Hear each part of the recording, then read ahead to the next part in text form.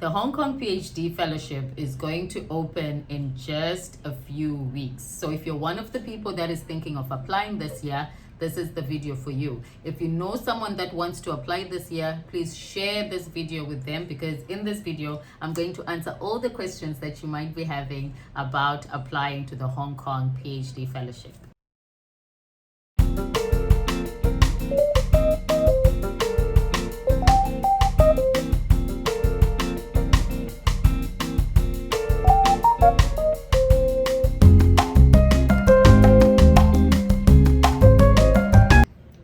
In this video, I'm going to try and answer all the questions you might have about the Hong Kong PhD Fellowship. I received the fellowship between 2016 to 2019. I did my PhD in Hong Kong using the Hong Kong PhD Fellowship for all my funding needs.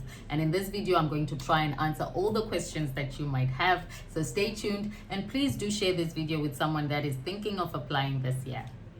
The Hong Kong PhD Fellowship opens this year in September for the coming year 2026-2027 cycle. So if you're thinking of studying in Hong Kong in 2026 and 2027, you need to keep an eye out for the open call for applications in September.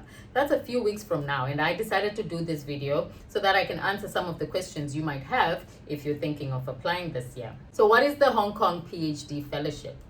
For some of you who might not know this, the Hong Kong PhD Fellowship is a scholarship attracting brilliant minds from all over the world. Anyone that has done their master's degree from any country in the world. There's no restriction on nationality, and it provides full tuition, accommodation, as well as a monthly stipend. The Hong Kong PhD Fellowship is a scheme by the Research Grants Council of Hong Kong, RGC, which funds PhD study. So if you're thinking of studying in Hong Kong, this is one of the scholarships that you might be looking at. So how much is the Hong Kong PhD Fellowship? The annual stipend for the Hong Kong PhD Fellowship is approximately $43,230. Last year, the Research Grants Council under the Hong Kong PhD Fellowship granted 400 scholarships to potential PhD students. This means that you might also stand a good chance of being awarded this scholarship. As I mentioned in the introduction, I received the Hong Kong PhD Fellowship in 2016, and I had the scholarship for 3 years during my PhD studies. Is the stipend enough to live on? As a PhD student, earning approximately $43,000 a year is enough to survive on. This is comparatively one of the highest PhD stipends in the world. If you calculate that, 12 into 43 amounts to over $3,000 a month that you'll be receiving as stipend. So if you do your research, you'll find that this is one of the highest PhD stipends in the world. Not only does it offer tuition and stipend, but there's also a research and travel allowance. The scholarship also comes with a travel allowance of up to $1,800 per year, meaning if you want to present your work, the opportunity and the funding is there for you to travel to different countries in the world, no restrictions depending on your topic, and you'll be able to travel using these funds because it also has a travel and conference allowance as part of the scholarship. So once you get the scholarship, you are guaranteed money for travel and conferences. Some PhD students actually come to Hong Kong with their spouses, with their dependents. So it is enough for one person to survive on, more than enough. Some people in Hong Kong that are not PhD students are even earning less than this stipend per month. Which universities have this scholarship? If you watched one of my previous videos, I mentioned about the Hong Kong PhD Fellowship, and I stated that there are 9 public universities in Hong Kong. These public universities are UGC funded.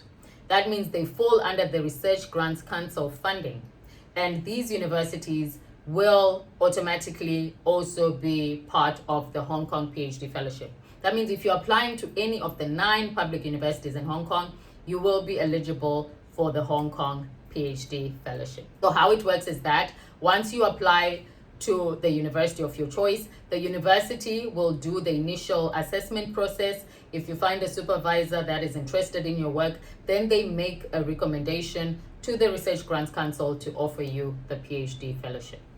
There is no restriction on nationality. The Hong Kong PhD fellowship is open to all international students from anywhere in the world. When I did my PhD, there were students from Nigeria, Ghana, Kazakhstan, you name it. So it is very, very international, and any international student can apply. What are the other requirements?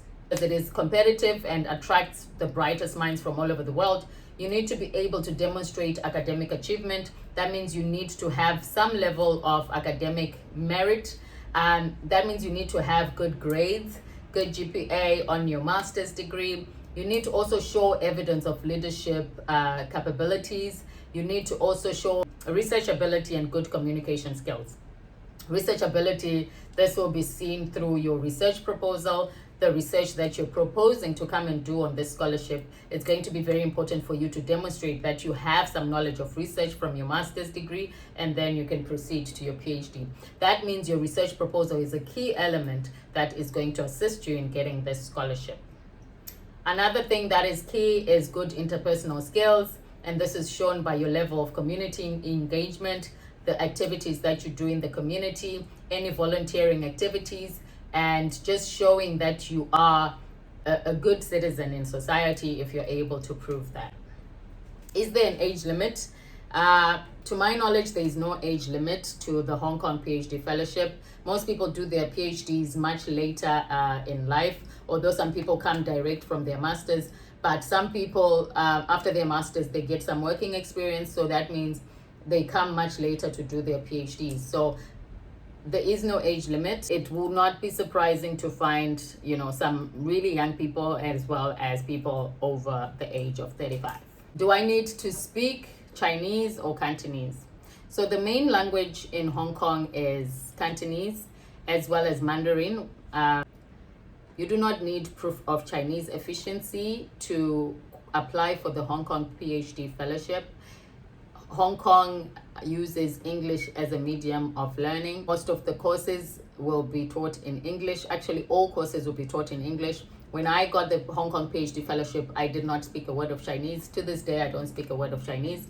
But if it will be an added advantage for you if you do want to learn it for interpersonal reasons, if you want to integrate well in the society.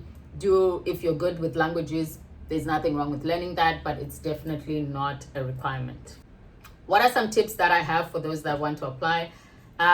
Since the application is going to open in a few weeks, I would advise you to email professors pretty early so that you start to build a relationship. If you haven't started already, start now. The university that you're eyeing, find out, research what the professors are already studying, and then if your research that you want to do fits in any of those areas, do reach out to them and talk to them that you're interested in applying for this fellowship, so that they get to know you and you will stand a better chance of being recommended for the scholarship. Tip number 2, get your references early. A lot of people wait until the last minute to get your references. Once the application opens, you have until first week of December to submit your full application. Your references need to be in by that time. So already start to speak to people so that your references are not late. If there's anything missing in the application documents, if your references are not there, it might affect your chances. So talk to people that will give you your references pretty early so that you do not miss that opportunity. Last tip, research areas that matter to Hong Kong and Asia. This is not a strict requirement, but I've always found that people that are doing areas that matter in this region do stand a better chance of getting funding, because obviously if they're funding you, they want to know what they have to gain from funding you. So if you have areas of importance, study the strategic documents of the Hong Kong Research Council, Grants Council, so that you find out their priority areas. And if you do find out their priority areas, try to make your research fit into those areas. That's just a tip I'm giving you for free. These are some of the frequently asked questions for the Hong Kong PhD fellowship. If you have a question that I have not addressed, please drop it in the comment box below, and I will definitely reply to all comments with additional advice and anything else that you need to know about applying to the Hong Kong PhD fellowship. Please share this video with someone that might be thinking of applying. Thank you so much for watching. Until next time, bye-bye.